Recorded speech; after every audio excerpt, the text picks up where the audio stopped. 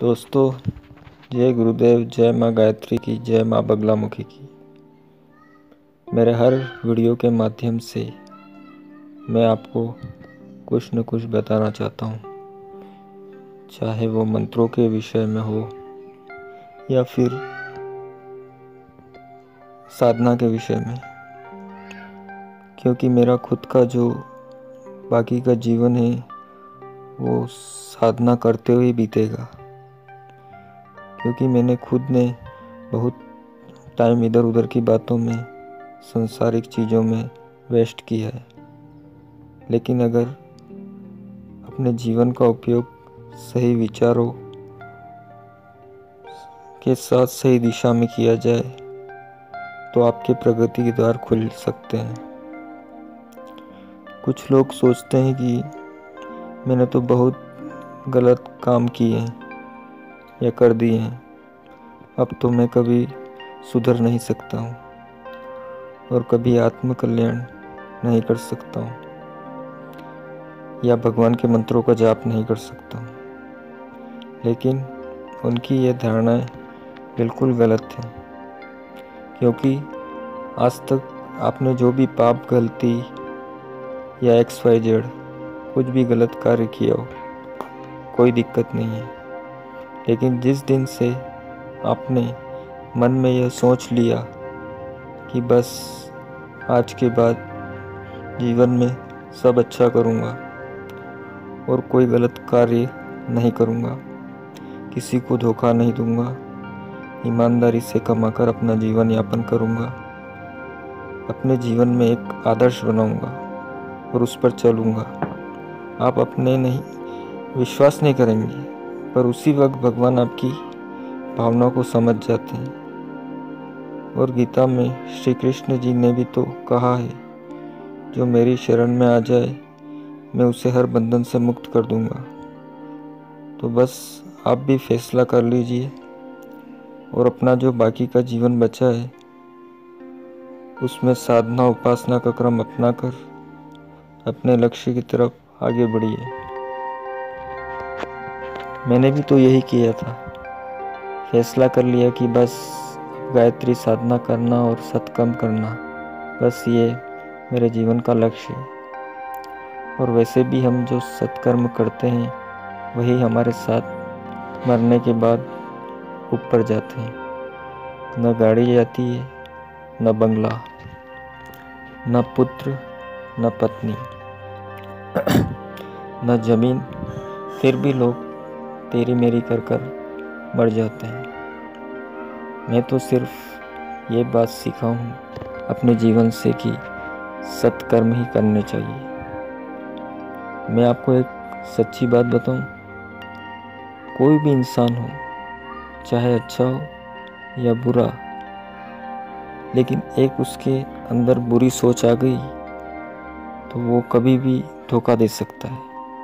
लेकिन आप अगर देवी देवताओं के साथ कनेक्टिविटी रखोगे तो वो कभी आपको धोखा नहीं देंगे, आपका कल्याण ही होगा। मैं एकांत में ही रहता हूँ, ज़्यादा कहीं जाना पसंद नहीं करता हूँ। कुछ काम हो तो जाना पड़ता है। गुरुदेव की कृपा से मेरे सभी कार्य अपने आप होते रहते हैं। मैं आपको एक सच्ची बात बताऊं कि जो लोग पहले गुंडे, बदमाश या शरारती हुआ करते थे, वही लोग पहले जो दुराचारी थे वे सब अब महात्मा बन जाते हैं। क्योंकि गुंडागिरी, बदमाशी या चालाकी करने के लिए भी होशियारी चाहिए, और वो होशियार तो होते ही हैं, बस फिर अपनी सारी होशियारी आध्यात्मिक क्षेत्र में लगा देते हैं और ऐसे लोगों का जल्दी आत्म कल्याण होता है। ये मेरे खुद का उदाहरण है।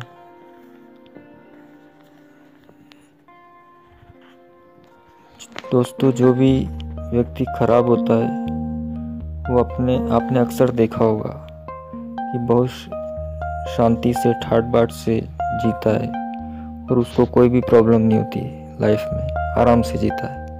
और जो बेचारा सदाचारी होता है वो दुखी होकर जीवन जीता है। कोई व्यक्ति जब गलत कार्य करते करते सही रास्ते पे आता है तो लोग उसे प्रेशर करते हैं, ये तो नाटक कर रहा है, पागल हो गया है, या फिर जवानी में ये क्या लेकर बैठ गया। मुझे भी बहुत प्रेशर किया गया था, विरोध भी हुआ, घर वालों का, बाहर वालों का। मतलब ये कि बदनाम करने की और किस तरह से गलत साबित करने से ये बहुत कोशिश की गई, लेकिन मैं साधना पथ से विचलित नहीं हुआ, क्योंकि आप किसी भी देवी देवताओं का मंत्र करते हैं तो वो हमेशा आपकी रक्षा करती है। पहले के ज़माने में जब यज्ञ करते थे तब राक्षस बीच में ही आकर रोकने की बहुत कोशिश करते थे। बस जब आप कोई देवी कार्य करते हैं तो आसुरी शक्ति आपको रोकने की कोशिश करेगी, लेकिन अब तो मैं इतना स्ट्रांग हो गया हूँ कि आसुरी शक्ति का मुकाबला कर सकता हूँ, क्योंकि अलग अलग मंत्रों में अलग अलग शक्तियाँ होती हैं। अब मैं किस मंत्र का और किन मंत्रों का जाप करता हूँ और क्या क्या साधनाएं करता हूँ, ये एक गोपनीय विषय है। लेकिन इतना तो पता है कि मेरे नुकसान करने वाले का खुद नुकसान हो जाता है। माता जी का भक्त हूँ, अब तो महाराज बन गया हूँ, तो फिर किस बात की चिंता है।